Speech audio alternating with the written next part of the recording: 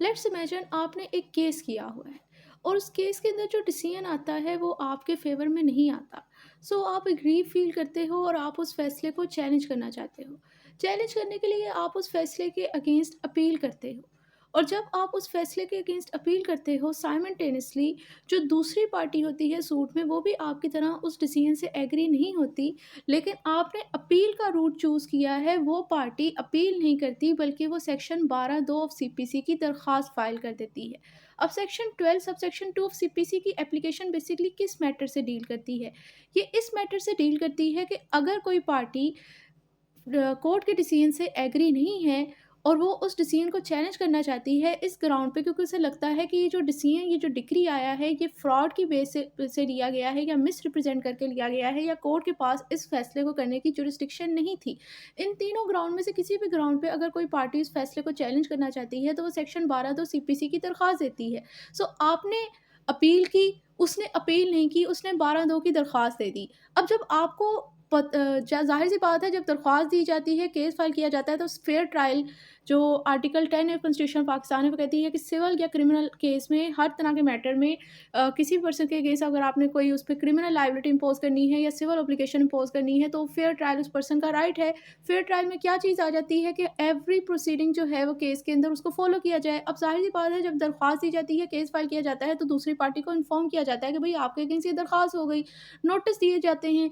तो जब उसने बार आपने अपील की और उस दूसरी पार्टी ने 12(2) की दरख्वास्त दी, आपको नोटिस दिया जाता है कि भई इसी फैसले के अगेंस्ट अब दूसरी पार्टी ने ये दरख्वास्त दी है। सो लिहाज़ा अब आप सबने पार्टी ऑफ दैट एप्लीकेशन बनना है। हर प्रोसीडिंग में आप लोग पार्टी बनोगे, आप लोग का फेयर ट्रायल है।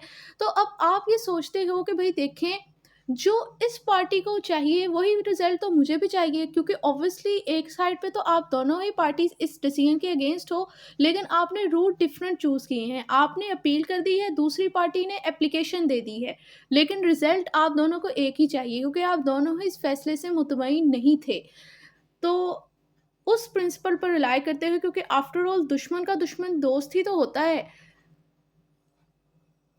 क्योंकि आप दोनों को एक ही आउटकम चाहिए, आप दोनों इस फैसले से सैटिस्फाई नहीं हो, तो आप क्या करते हो इस 12(2) की दरख्वास्त के आने के बाद, आप कोर्ट के पास दरख्वास्त देते हो कि वो जब तक इस 12(2) की दरख्वास्त का रिज़ल्ट नहीं आ जाता, जब तक वो आपकी एपेलेट प्रोसीडिंग को स्टे कर दे।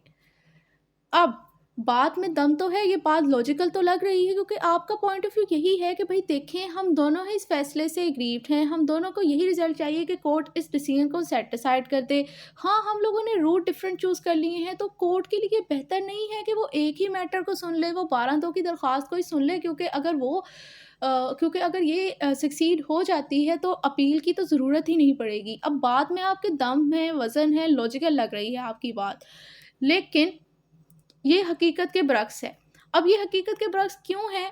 क्योंकि रिसेंटली लाहौर हाई कोर्ट में भी बिल्कुल ऐसा ही मैटर आया, जिसमें एक पार्टी ने जब वो फैसले से एग्री नहीं थी, उसने अपील का रूट चूज़ किया और दूसरी पार्टी ने 12(2) की दरख्वास्त दी और जब उस दूसरी पार्टी को पता चला जो अपील वाली पार्टी थी उसने कोर्ट से दरख्वास्त की कि आप मेरी अपील की प्रोसीडिंग को रोक दें जब तक 12(2) की दरख्वास्त का रिज़ल्ट नहीं आता क्योंकि अगर ये सक्सीड हो जाती है तो फिर मेरी अपीलेट प्रोसीडिंग का कोई फ़ायदा तो है ही नहीं, तो आप भी अपना टाइम बचाएँ।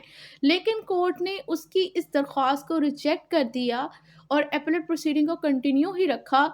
जो रीज़न इसके लिए लाहौर हाई कोर्ट ने हेल्ड किया वो ये था, जो जजमेंट बेसिकली इस जजमेंट में ये पॉइंट आया, उस जजमेंट की साइटेशन है 2025 लाहौर हाई कोर्ट 6995। इस जजमेंट में बेसिकली कोर्ट ने इसकी दरख्वास्त को रिजेक्ट किया और अपीलेट प्रोसीडिंग को कंटिन्यू रखा और 12(2) की दरख्वास्त पे इसको डिले नहीं किया, इसकी अपीलेट प्रोसीडिंग को सस्पेंड नहीं किया। जो लॉजिक कोर्ट ने हेल्ड किया वो ये था, उन्होंने कहा भाई देखिए ये सेटल्ड प्रिंसिपल ऑफ लॉ है कि हर लिस्ट बेसिकली लेटर वर्ड है, इसका मतलब सूट होता है। उन्होंने कहा कि भाई ये कानून, ये सेटल्ड प्रिंसिपल ऑफ लॉ है कि हर लिस्ट जो है वो अपने मेरिट, अपने फैक्ट और अपनी सर्कमस्टांसेस के ऊपर डिसाइड होता है।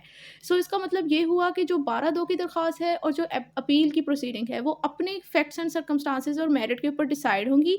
सो लिहाजा अगर कोई पार्टी 12(2) की दरख्वास्त दे देती है या कोई और कोलेटरल प्रोसीडिंग यानी जो इसी मैटर से रिलेटेड कोई और रेलेवेंट प्रोसीडिंग कोई भी केस कोई भी दरख्वास्त कर देती है, तो वो कोई वैलिड ग्राउंड प्रोवाइड नहीं करता एपेलेट कोर्ट को कि वो जस्ट इस दरख्वास्त के या किसी भी इस तरह की कोलेटरल प्रोसीडिंग के इनिशिएट होने पर अपनी प्रोसीडिंग को सस्पेंड कर दे। सो ये दोनों साइमल्टेनियसली इकट्ठे ही चलेंगी।